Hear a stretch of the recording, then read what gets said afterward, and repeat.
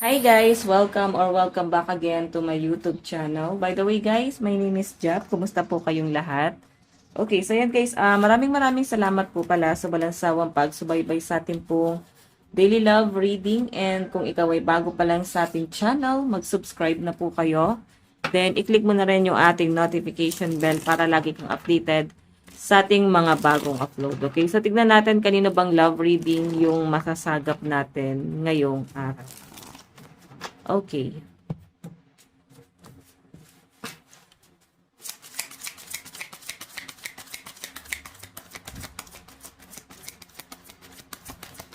Keep it in mind, guys, pala, no, na ang reading natin ay general reading lamang. So, take what resonate and leave what doesn't. And kung kayo naman, guys, hindi kayo masyadong interested sa collective, nag-upload po ako ng zodiac sign sa kabila kong channel, sa Jade Tarot. Ayan. Nag-upload po ako yan ng monthly at saka ng weekly. Okay. So, tignan natin. Love reading, Ace of Water. Naku, naguguluhan itong taong to, no? So, pag sinabing Ace of Water, guys, full of emotion, love, interest. So, malalim yung pagmamahal. Pwedeng nalulungkot din to. Okay? Pwedeng nahihirapan din siya sa sitwasyon niya ngayon. Marami itong pinagdadaanan. Then, isa sa mga pinagdadaanan niya, bukod sa problema niya, naiisip pa niya yung sa inyo ngayon. Naiisip pa niya na kung ano yung nangyayari sa inyo ngayon. Okay? So, by the way,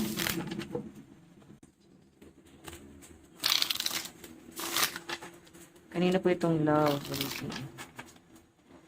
Parang naguguluhan siya kasi patong-patong na yung problema niya. Tapos parang bigla ka pa niyang na ano dito eh. Biglang naisip, bigla siyang na-fall, or sumasabay yung love life niya ngayon sa struggle niya. Okay?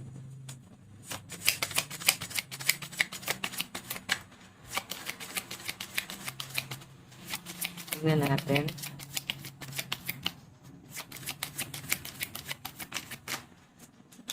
Meron tayong Ten of Earth. Okay, so guys, etong Ten of Earth kasi, family. Okay? At isa pa sa iniisip niya rito guys, kinukumpara niya yung sitwasyon niya sa family mo, na para bang nanliliit siya. Inisip niya kung ano yung pwedeng sabihin ng family mo sa kanya, kung ano yung pwede maging tingin sa kanya, estado niya sa buhay.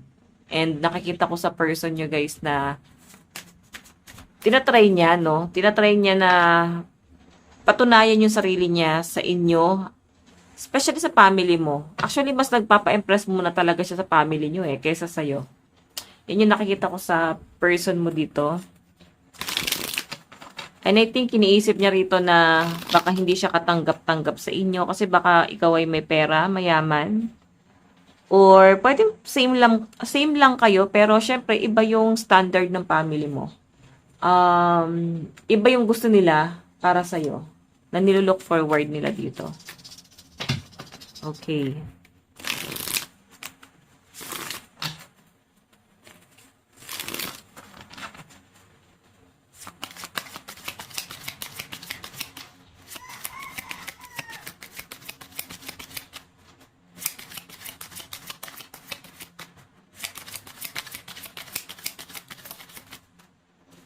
Meron tayong Ten of Water. Oh, nasa spotlight ka, no? So guys, expect nyo ha, this week parang nasa spotlight ka. Etong person mo guys, lihim na ina-admire ka talaga sa malayo. Nakatanaw siya, nakasupport lang siya sa inyo guys. Tahimik lang siya kaya parang hindi mo siya gano'ng mapupuna, hindi mo siya masyado mapapansin. So malakas ang energy ng mga single dito at merong someone na nag-a-admire sa inyo. May someone na nakatingin sa'yo sa malayo at parang nahuhulog yung loob sa inyo. Okay. So, guys, ayan. So, malakas ang energy ng mga single dito. I think nililigawan ka na to or nililigawan mo to. May interaction na kayo, guys, eh. Pwedeng aware ka na gusto ka niya and nasa malayo lang siya. Nakatingin sa inyo, ina-admire ka, gandang-ganda sa inyo, gwapong-gwapo sa inyo. And sobrang hinahangaan ka nitong taong to. Okay, hindi mo kailangang magpa-impress sa kanya, ramdam naman na niya yun. Oo, kasi kahit wala kang gawin dito, mukhang gusto ka nitong taong 'to. Mukhang sobrang nahulog yung loob niya sa inyo, guys. Mm.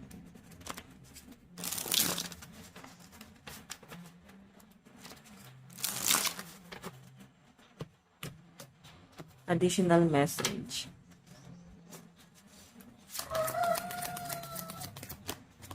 Meron tayong the sun.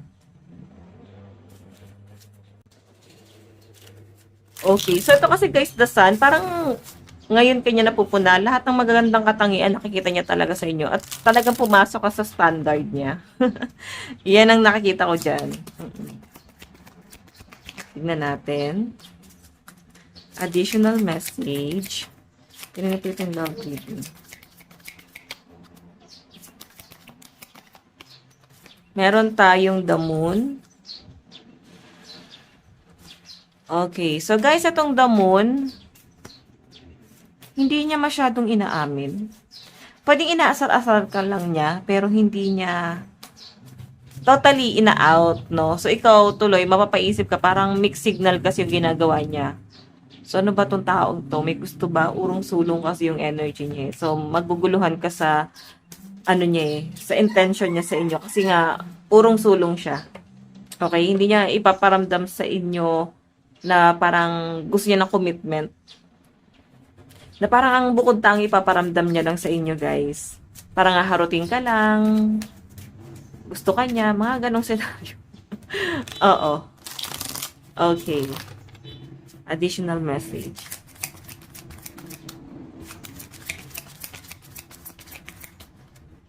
Additional message.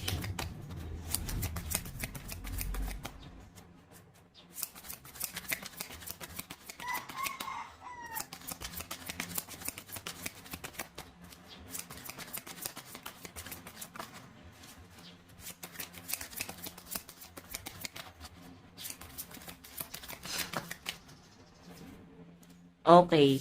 So, the Fool. The King of Air. Tapos, the Fool.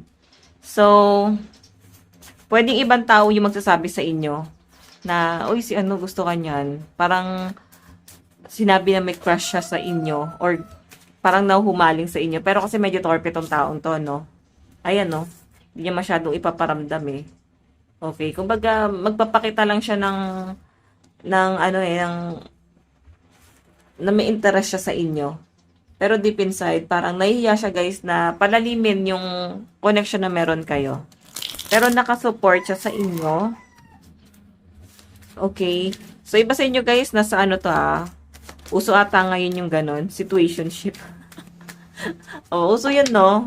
So, possible guys na baka nasa situationship kayo, hindi pong naglalambian, pero walang commitment. Okay, dito ko to ilagay guys. Para magkasya yung ibang card. Walang commitment. Kumbaga, more on landian lang talaga siya, guys. Okay.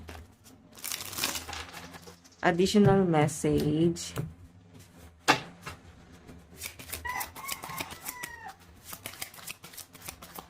Kanina po itong love reading. Meron tayong Two of Water. Okay, Two of Water. So, guys, itong Two of Water kasi, parang sa kanya, kung sa tingin mo mutual naman tayo ng nararamdaman, okay na tayo sa ganito. So, parang ayaw niya na guys linawin na parang understood na naging kayo na lang. Na walang usapan kung kayo ba. So, pagdating ng araw na bigla na lang may kailangan mo magselos, hindi ka pwedeng mag-react eh. Hindi ka pwedeng magselos kasi hindi naman kinlaro eh. Okay, ang nangyayari kasi sa sitwasyon nyo guys, mutual, no, na since nararamdaman mong gusto mo siya, nararamdaman niyang gusto ka niya, so malinaw na yon. Wala nang ligawan. Kasi di pa sa ibang bansa, uso naman yung gano'n, yung wala nang ligawan. Basta alam niya sarili niyong gusto niyo isa't isa, yun na yun. Especially guys sa Korea, parang gano'n sila, no? Walang ligawan moment. Basta feel niya yung isa't isa, okay na yon. Okay? So, by the way, ganun yung nafe-feel niya dyan. Then, again, hindi kasi, medyo risky kasi yung ganung desisyon. Kagaya nga ng sabi ko, guys, pwedeng pag nagselos ka nga, hindi ka pwede mag-demand kasi baka ibalik sa inyo. Bakit ka ba nagkakaganyan? Bakit ka nagseselos? Ano ba tayo? 'Di ba? Though mutual nga, pero 'di ba? Wala kasi malinaw eh. So again, kanina po itong love reading. Oops. So, meron tayong 4 of air. Nagkakaroon din siya guys ng regret. Actually, siya pala itong mas nagsiselos. Pero hindi niya maamin. Ay ano, may mga pinagseselosan siya dyan. May pinanghihinayangan. Nasasaktan. And nakikita ko guys, parang dami niyang gustong sabihin na naipon na. Then, naninibago sa kanya yung mga tao sa paligid niya. Nangyayari sa kanya parang nanghihina siya. Di niya maamin sa sarili niya ngayon. Di niya ino-open yung problema niya. Sinasarili niya yon. Okay. So, again. Kanina po itong love reading. Okay, tignan pa natin. Alam nyo guys, hindi ko nga maintindihan sa ibang tao, ba't parang mas pinipili nila yung nasa situationship lang?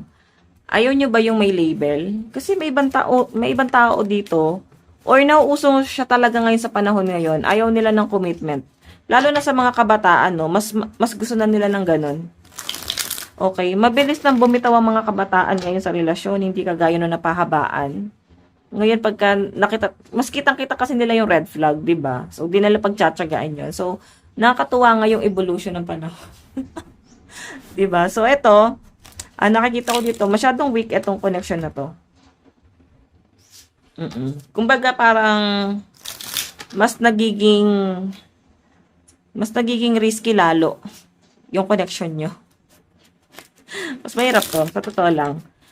Huwag mo hayaan na hanggang dyan ka lang. Huwag mo hayaan na ganong sitwasyon lang ang kaya niyang ibigay sa inyo. Diba? So, by the way, meron tayong 5 of fire. Ayan, no? Nandun yung galit, nandun yung gigil. Hindi mailabas, eh. Okay, so bakit hindi siya mailabas? Kasi nga parang mas mas iniingatan niya yung pride niya. Ayaw niyang aminin sa inyo. Ayaw niyang iparamdam sa inyo. So, 5 of Wands. May pinagtatalunan yata kayo dito, guys. Siguro, balik tayo dito, ha. Possible kasi, guys, na baka dahil nga yung family mo masyadong mataas ang standard, isa yun sa parang mga kinoconsider ng person mo.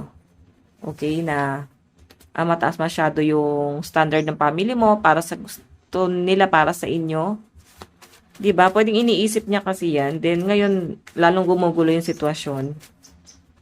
Okay, hindi mo rin siguro maamin sa family mo kasi masyado kang private. Meron tayong 9 of water.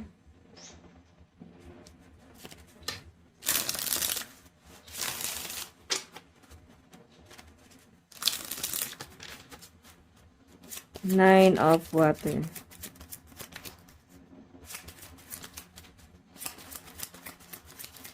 Again. Ito kasi guys, 9 of water, wish fulfillment to eh.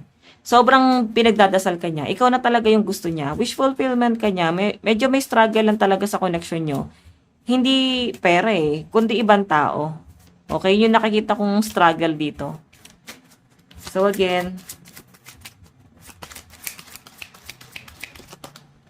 meron tayong the world. Ayan, tinatry niyang mag-move on. Tinatry niyang mag-recover. Siguro itong connection nyo ay nanlalamig na. Palamig na. Kumbaga sa kape, napabayaan na siya. Okay, then yung na-feel ng person mo, kagaya na sabi ko guys, pwede may mga pinagseselosan pero hindi nga maamin. Ayun o, sumasabog siya rito.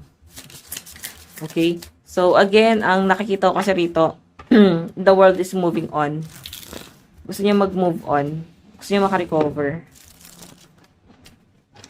Okay, so again.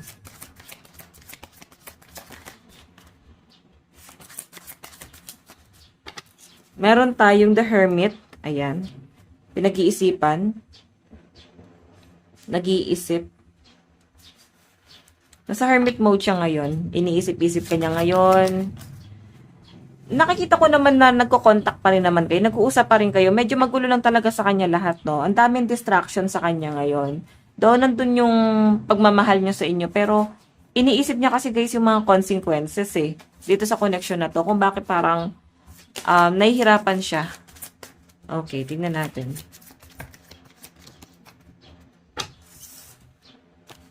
Meron tayong justice. Okay, so I think mabibigyan din ng hustisya to. Yun yung gusto niya dyan eh. Yung magkaroon ng justice dito sa connection yung dalawa. Pero eto guys, mukhang hindi lalalim yung connection nyo kasi parang kaklaruhin to eh. Na mas pipiliin siyang i-end. Or mas pipiliin ng person mo na wag na lang panindigan. Kung naguguluhan ka, naguguluhan din siya. So wag niyo na lang, parang wag na natin itong panindigan. Wag na natin itong palalimin. Wag na natin pahirapan ang ating mga sarili. Parang ganun yung dating sa kanya dyan. Okay? Ayaw ka rin niyang mahirapan mag-isip. Ayaw niya rin mahirapan yung loob mo. So, meron tayong Virgo energy. Ayan, mukhang Virgo si person. Alam niyo guys, pansin ko kahit sa mga zodiac sign na binasa ko sa kabilang channel, yung mga earth sign parang ang dami nilang struggle this week. Okay, sa mga earth sign na nanonood dyan, pwede kayo manood sa aking weekly reading sa kabilang channel, sa Jade Tarot. Or, pwede nyo ako guys i-follow sa TikTok, sa Jade Tarot. Nagla-live po ako dyan. Kumbaga parang nagpe-free reading po ako doon. Okay, so again, wedding na to oh. So, ibig sabihin, ikaw yung someone na ideal girl, ideal man. Nakikita niya na someone na ano eh, gusto na niya mapangasawa, pakasalan, parang ganun, gusto niya pakasalan. Nakitaan ka niya ng maraming potential. And nakikita ko sa person mo na nangihinayang siya doon sa potential na yon. Parang sayang naman to.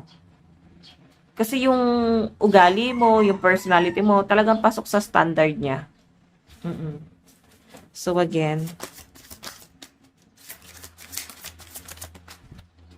oops. Meron tayong Aquarius energy. So, malakas ang Aquarius dito. I think sa'yo yan. Meron tayong Ace of Pentacles. Diba? So, alam nyo guys, higit ka pa sa isang pwede niya maging karelasyon soon. Higit ka pa sa pwede niya mapangasawa na ina-ideal niya. Nakikita ka niya na someone na mas pipiliin niya kung saan kayo mas magtatagal. Friendship. Pili niya mas magtatagal kayo doon. Kasi kung magiging kayo, tas pili niya hindi naman kayo mag-work. Kasi ngayon pa lang kinakalkulan niya na sa isip niya. Sobrang ina-analyze niya na yung pwedeng mangyari sa future. Na itong relasyon na to, mahirap tong i-work out. Lalo na kung may family involved. Okay? Mahigpit siguro yung family mo. Strict ganyan. Or pwedeng family first ka. Kumbaga sila muna yung mas pinaprioritize mo.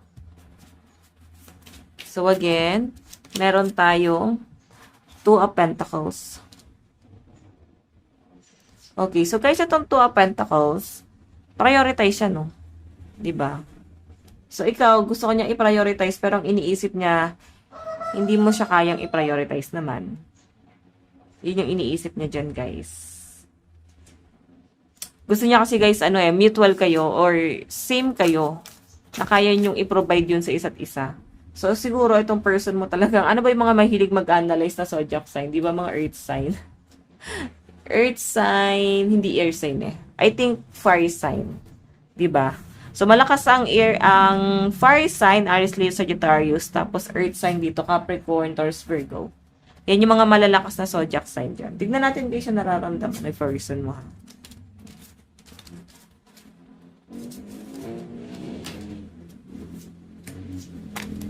Oops, wait lang po.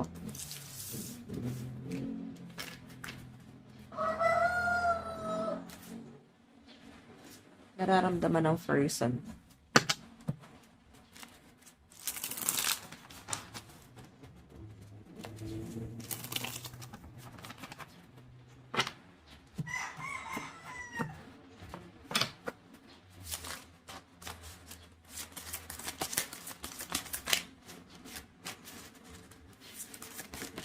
Oops.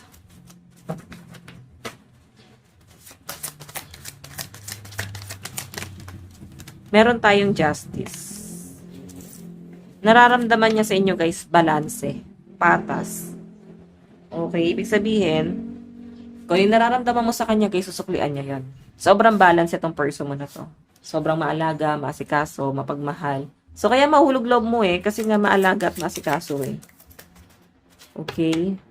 So, yan. Tignan pa natin.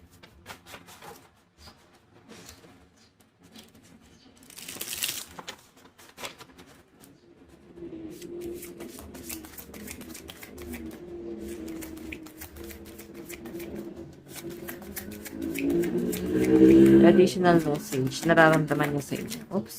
Malakas guys ang Libra talaga. Oh, ayan, sabi ko sa inyo. Libra energy. Justice po ito.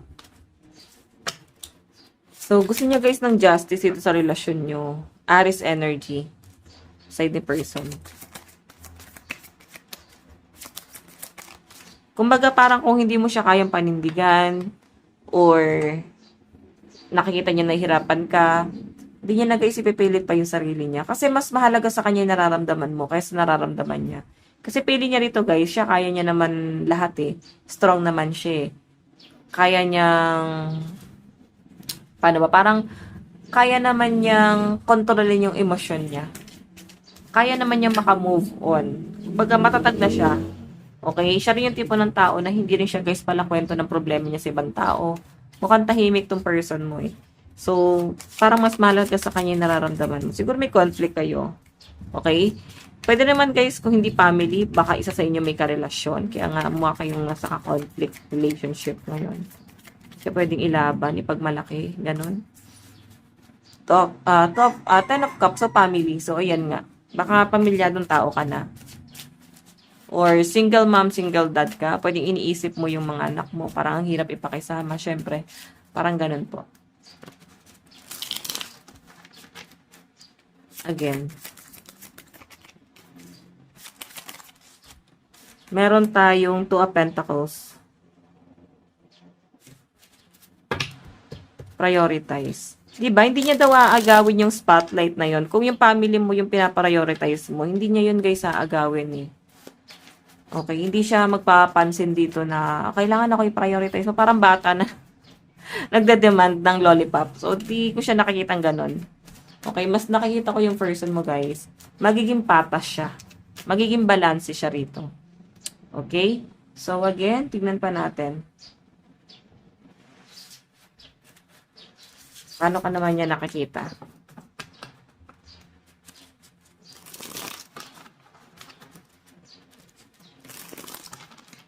Tignan natin.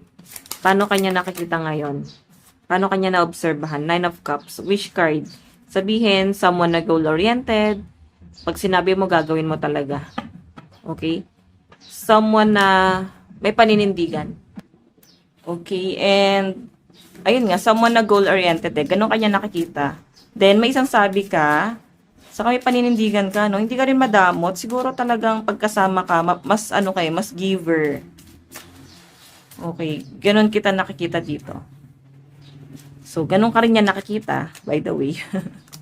Someone na 9 of Wands, sa'yo mo pinagdadaanan sa buhay. Siguro medyo may pagkaano ka, crazy. Kumbaga, ano ba tawag doon? May pagka-psycho. Oo, parang may something kakaiba sa inyo at parang doon siya lalong nahuhulog sa inyo. Yung pagiging weird mo. Okay, so meron tayong Knight of Swords.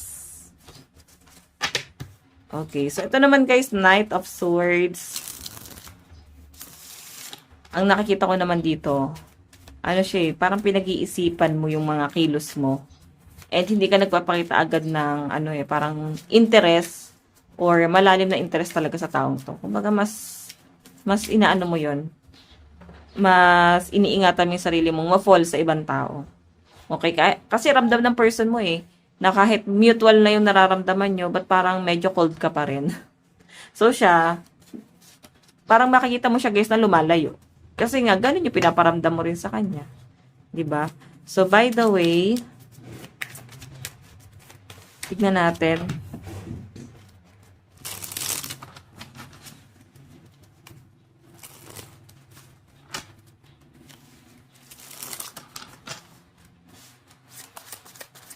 Okay. So, ano yung magiging action? Paano siya mag-e-effort sa inyong dalawa? Paano siya mag-e-effort? Ano yung effort niya? The Emperor, friendly to eh. Saka may pagka-leader type. So, tatry ka niyang i-manipulate. Tatry ka niyang kontrolin. Ganun. Meron tayong, ayan, malakas ang energy ng Pisces. Meron tayong The Fool. Naku.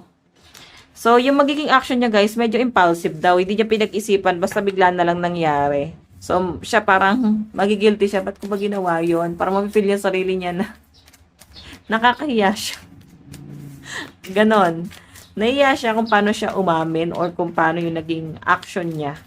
Okay, kung paano yung naging, ano niya, kung paano siya nag-effort sa relasyon niyo. So, parang nahiya siya kasi hindi niya naman ginagawa yun pero ginawa niya sa inyo. So, meron tayong The Empress. Oh, blessing to, guys. So, sinasabi niya dito, guys, ikaw yung pinakaswerteng tao sa buong mundo kasi ikaw yung nagustuhan niya. Kasi pwedeng kaya niyang ibigay sa inyo lahat. Though, hindi naman ganun kaganda ang pera, pero mararamdaman mo. Handa siya maging alipin. Okay, additional message, still listening. So, nandito lang siya, willing pa rin siya makipag-usap, willing pa rin siyang makinig sa inyo. And emotional intimacy. Okay, lumalalim yung nararamdaman niya sa inyo, guys. Kahit na parang friends lang kayo, kahit na parang okay na sa inyo yung mutual, lumalalim yung nararamdaman niya sa inyo, guys. Hindi niya kayang ikailayan unless umiwas tong taong to sa inyo. Meron tayong I left you before you could leave me. Siya yung unang umalis eh. Kasi ramdam niya parang ikaw yung umaalis. And I bury myself in work. So, ayan guys, medyo busy siya ngayon, no? Tinatry niya nga mag-move on or kalimutan ka dyan. Meron tayong you and I were too young. Okay, tignan natin yung zodiac sign. Wait lang po.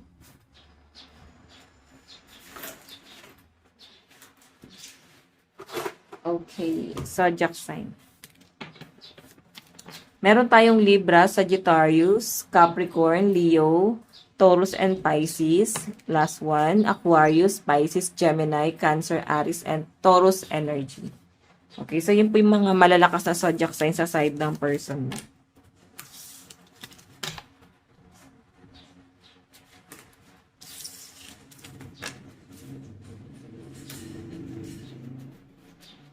Okay, sa side mo naman, ano yung nararamdaman sa tao?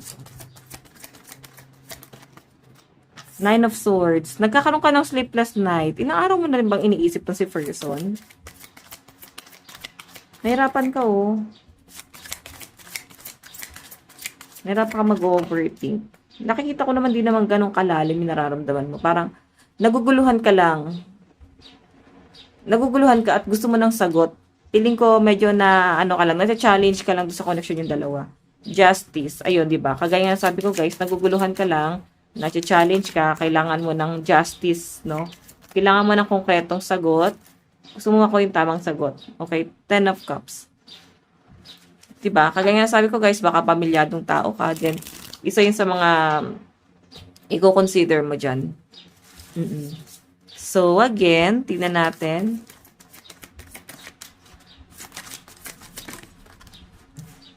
Ano yung dapat mong gawin sa future? So, Taurus energy. Sa side mo. The Star. Wag mo daw hayaan na masyado ka maapektuhan dito. Okay? So, since the Star itong energy na to, focus ka muna sa healing mo. Okay? Huwag mo nang hayaan na masyado kang dumepende dun sa taong yun. Pwede maging kahinaan mo kasi yun eh. Five of Cups ay magiging regret mo talaga to. Then, kailangan mo maging malakas. Magpakatatag ka dyan sa sitwasyon mo kasi nagiging challenging sa inyo to. Hindi mo ginustong mapunta dyan sa ganyang klase ng sistema or sitwasyon, pero nagiging challenging siya, guys. Meron tayong Wheel of Fortune. Ayan na nga. Moving on. Kailangan mo mag-move on. Kailangan mo mag-recover. Kasi medyo alarming sa inyo yung nangyayari. Kasi naapektuhan na yung pagtulog mo eh. Nahirapan ka na matulog, and ano yung dapat mong gawin? Mag-move on muna. Okay, hindi naman porke mag-move on, kakalimutan mo ng taong yan. Move on para sa sarili mo. Okay, para makarecover ka sa sarili mo. Zodiac sign. Oops. Pisces, Libra, Capricorn, Sagittarius, Virgo, Scorpio, and Aquarius. Last one. Scorpio, Cancer, Virgo, Aries, Leo, and Sagittarius energy. So, by the way, guys, ito lang po ang inyong daily love reading. Bukas po, let God bless and love you all. Bye-bye.